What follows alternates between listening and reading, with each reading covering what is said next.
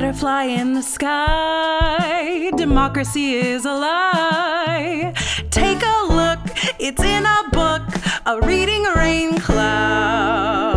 I can't read all this crap.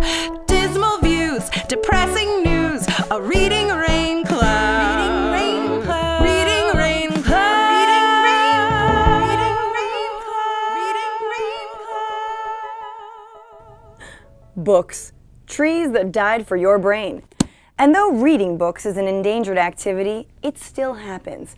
Some books we read to be transported to other worlds full of adventure and mystery, and other books we read to learn more about the world around us.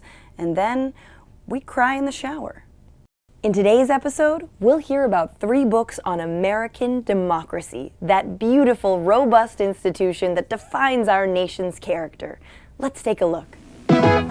Hi, I'm Max. Did you ever want to give a whole lot of money to a politician but didn't want anybody to know about it? Me either. But that's the story of Dark Money by Jane Mayer. It's about how a bunch of conservative gazillionaires put their fortunes into our democracy. We're talking estimates of $6.6 billion in 2016.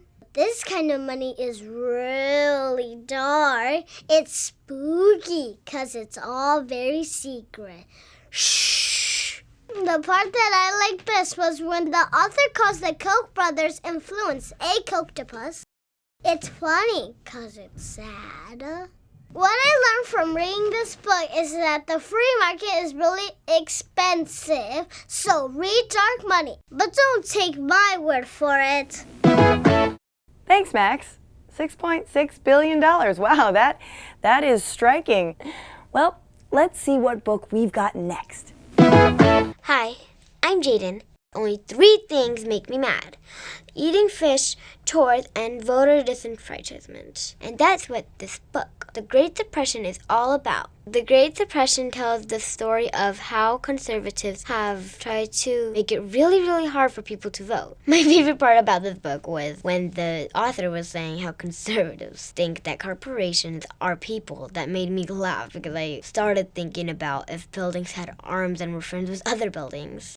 I'm 8 years old, and I even know that corporations aren't people. That's just plain silly. But don't take my word for it. Read the book for yourself. Wow, Jaden, thanks for sharing that very depressing story. Let's hope that our final story offers some ray of hope. Check it out.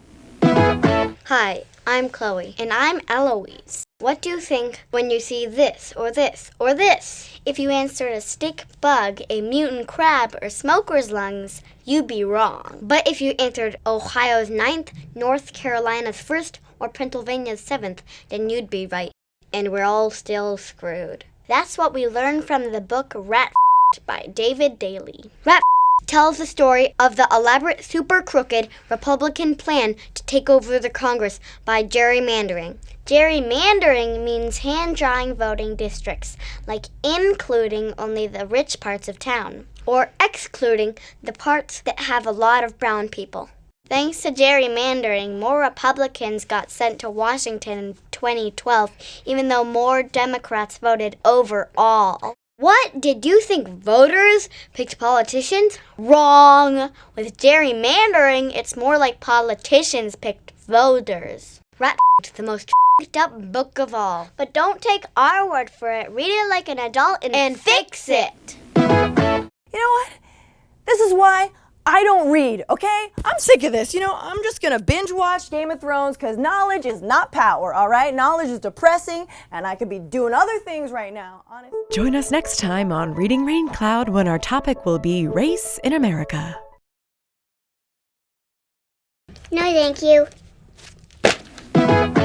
Subscribe to Newsbroke. Please subscribe. Hey, you, subscribe to Newsbroke. I'm not promoting this stupid channel unless I get back-end percentage.